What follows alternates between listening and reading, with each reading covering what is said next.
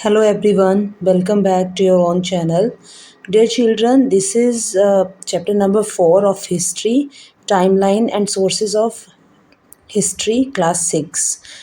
This is part 4, the last part of the chapter. I hope आपने पहले के 3 part देख लिए होंगे. तो अब जो ये पार्ट है इसमें we are going to discuss the next part because previous part we have discuss about the various sources of history. Right, अब हमें कंटिन्यू करना है यहाँ से that about these resources we are going to know more who contribute to all these resources of history, right? So ये जो sources of history मैंने आपसे बताए थे यहाँ पे अभी थोड़े पहले पिछले वीडियो में, ये ऑल दीज सोर्सेज. तो ये जो सोर्सेज थे इनके बारे में हमें कहाँ से इंफॉर्मेशन मिलती है, कैसे इंफॉर्मेशन कलेक्ट की है, that we are going to study now. Okay, who contribute to all these sources of history? Historians themselves, but also archaeologist and epigraphist. Epigraphist क्या होते हैं बेटा? जो कि स्टडी करते हैं पुरानी इंस्क्रिप्शंस को. ठीक है, जो भी लिखा होता था हार्ड सरफेसिस पे उसको हम इंस्क्रिप्शन बोलते हैं. राइट, तो ये क्या करते थे एपिग्राफिस्ट क्या करते हैं? जो इंस्क्रिप्शंस पे लिखा होता है ना हार्ड सरफेसिस पे, उसको स्टडी करते हैं. उसके बाद एंथ्रोपोलॉजिस्ट जो क्या करते हैं ह्यूमन सोसाइटी और उसके कल्चर को स्टडी करते हैं. राइट, एक्सपर्ट लिटरेचर लैंग्वेज है ना, इन सब चीज़ों का. इसके अलावा जो है अगर फिर पिछले 50 सालों की हम बात करते हैं तो जो साइंटिफिक स्टडीज़ हुई हैं बेटा, उन्होंने भी बहुत ज़्यादा कंट्रीब्यूट किया है टू रिकंस्ट्रक्ट अ पास्ट. हमारे पास्ट को दोबारा से बनाने में बहुत ज़्यादा मीन्स इसने कंट्रीब्यूट किया है. किसने? साइंटिफिक स्टडीज़ ने. जैसे कि यहाँ पे एग्जांपल्स दिए हैं आपको. The studies of ancient climate, chemical studies, excavated materials, studies of genetics of Asian people have provided fresh insight. right ना. अब जैसे ये जेनेटिक स्टडीज़ क्या होती है? It is a branch of biology जिसमें क्या होता है प्लांट्स, एनिमल्स, ह्यूमन और उनकी क्या होता है सर्टन कैरेक्टरिस्टिक्स जो होती है उनकी ना, जो कि पास होती हैं from one generation to another generation. ठीक है, उनकी स्टडी करते हैं. तो इन सब चीज़ों से जो है हमें हिस्ट्री को समझने में बहुत ज़्यादा मदद मिलती है. राइट, अगर हम बात करते हैं कुछ एक लास्ट 2-3 सेंचुरीज़ की, तो उनके बारे में तो डिटेल हमें न्यूज़पेपर से भी मिलती है, इलेक्ट्रॉनिक मीडिया जैसे कि टेलीविज़न, इंटरनेट, यहाँ से भी हमें इंफॉर्मेशन मिलती है. राइट, अब देखिए ये कुछ एक पिक्चर्स दी गई हैं डिफरेंट सोर्सेज की, तो जिनके बारे में you have to go through and आपको बताना है कि क्या है, किस लिए है, ये इन्फॉर्मेशन को आपको लिखना है. तो थोड़ा सा हम इसको डिस्कस कर लेते हैं. ये है कॉइन. राइट ना.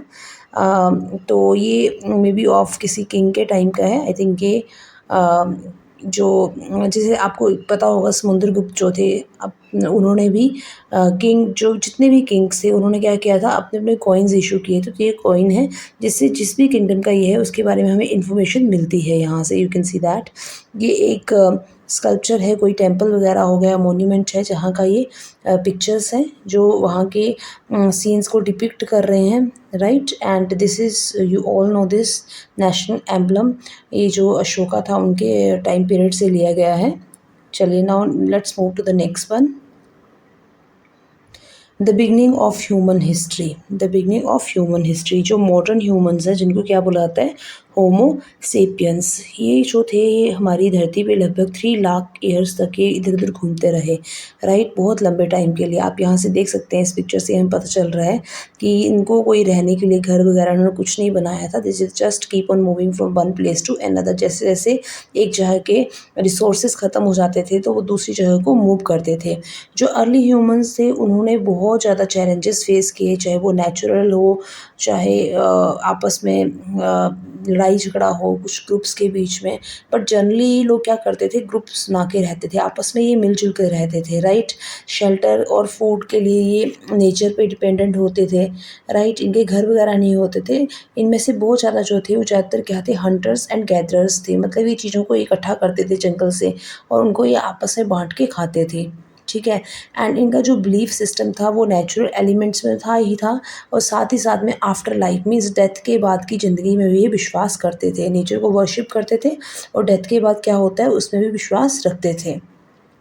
अब नेक्स्ट बात करते हैं हम कि ये जो ग्रुप्स थे ये टेम्परेरी कैंप्स बना के रहते थे, रॉक शेल्टर्स में रहते थे, एक दूसरे से कम्युनिकेट जो करते थे ये साइंस यूज़ करते थे और लैंग्वेज यूज़ करते थे।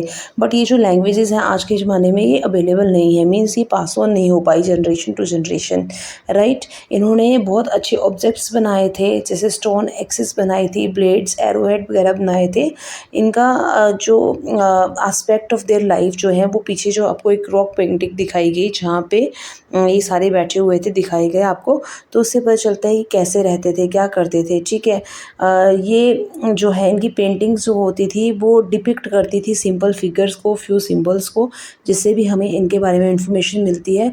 वी ऑल्सो नो कि ये जो लोग थे सिंपल ऑर्नामेंट्स पहनते थे, जैसे कि स्टोन और शेल के बीड्स, पेंडेंट्स जो कि एनिमल टीथ से बने होते थे। और समटाइम्स ये क्या करते थे अपने ग्रुप में भी चीज़ों को एक्सचेंज करते थे। अब बेटा बात करते हैं फर्स्ट क्रॉप की कि ये जो हम आज खाना खाते हैं ये कहाँ से, किसने ग्रो करना शुरू किया, कब किया, कैसे किया, राइट। तो हमारी जो अर्थ थी, यहाँ का जो क्लाइमेट है ये बहुत ही अलग अलग तरह का रहा है बेटा। एक टाइम था जब अर्थ वॉज टू मच कोल्ड, ठीक है, ये बहुत ठंडी थी और पूरी अर्थ जो है बर्फ़ से कवर थी, तो इसको क्या बोला गया, आइस एज बोला गया। फिर धीरे धीरे धीरे धीरे इस आइस एज के बारे में तो आप साइंस में पढ़ेंगे डिटेल में, बट धीरे धीरे फिर क्या हुआ, क्लाइमेट गर्म होने लगा और क्लाइमेट जब गर्म हुआ तो आइस डेफिनेटली मेल्ट करेगी। जब आइस मेल्ट कर गई तो जितनी भी नदियाँ थी, रिवर्स थी, ओशंस थे, वो सारे के सारे पानी से भर गए। और जो यहाँ पे क्या बताया गया है कि सब पानी में मिल गया। जो आइस एज थी ये 1 लाख ईयर्स से लेके 12,000 ईयर्स तक रही। इसके बाद क्या हुआ, जो लिविंग कंडीशंस थी ह्यूमन बींग्स के लिए वो इम्प्रूव हो गई। अब लोगों ने क्या किया, सेटल होना शुरू कर दिया, घर बनाने शुरू कर दिए, कल्टीवेट करना शुरू कर दिया, अनाज को, ग्रेन्स उगाने शुरू कर दिए। एनिमल्स जैसे कि गोट, कैटल्स, डॉग वगैरह को इन्होंने क्या है पालना शुरू कर दिया, राइट। अब इसके साथ साथ ही इन्होंने क्रॉप्स को ग्रो करना शुरू कर दिया। अब देखिए यहाँ पे बात की गई है एक सीन की, ये सीन दिखाया गया है और यहाँ पे जो है लेडीज़ के रोल की बात की गई है कि how she is helping in house hold work, यहाँ पे कैसे बताया गया। और जो पिछली वाली पेंटिंग थी उसमें दिखाया गया था कि नहीं वो कलर्स वगैरह कर रहे हैं ना, कलर्स यूज़ कर रहे हैं, तो उस टाइम पे जो कलर्स बनते थे वो नेचुरल होते थे, तो उसमें वो लेडीज़ हेल्प करती होंगी उस टाइम पे, राइट।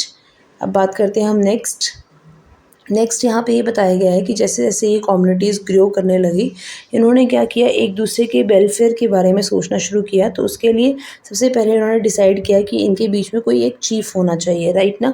तो लीडर्स और चीफटेन्स जो थे उनको रिस्पॉन्सिबल बनाया गया सबके वेलफेयर के लिए। वेलफेयर मीन्स सबकी भलाई के लिए, चाहे वो हेल्थ वाइज हो या सबको सिक्योरिटी प्रोवाइड करना, कुछ भी, मतलब ऐसी वेलफेयर मीन्स जिससे लोगों का कल्याण हो, भलाई हो, ठीक है।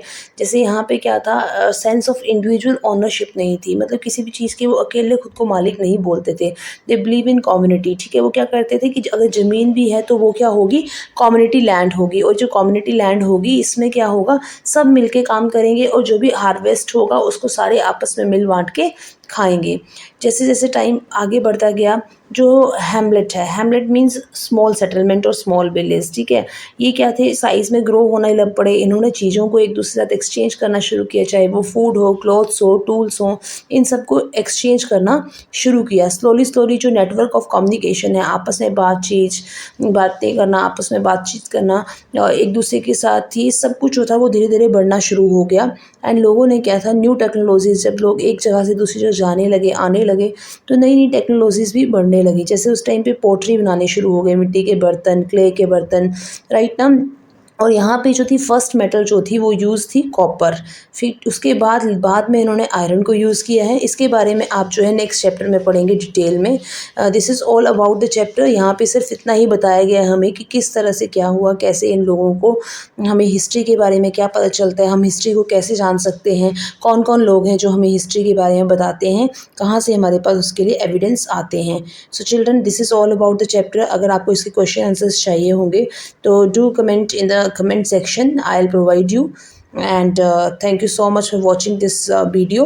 एंड अगर आपको ये चैनल पसंद आया है तो लाइक, सब्सक्राइब और शेयर करिए, और प्लीज़ डू कमेंट। आप अगर कमेंट करते हैं तो मोटिवेशन मिलती है वीडियो पोस्ट करने के लिए डेली बेस पे। Thank you so much. God bless you all.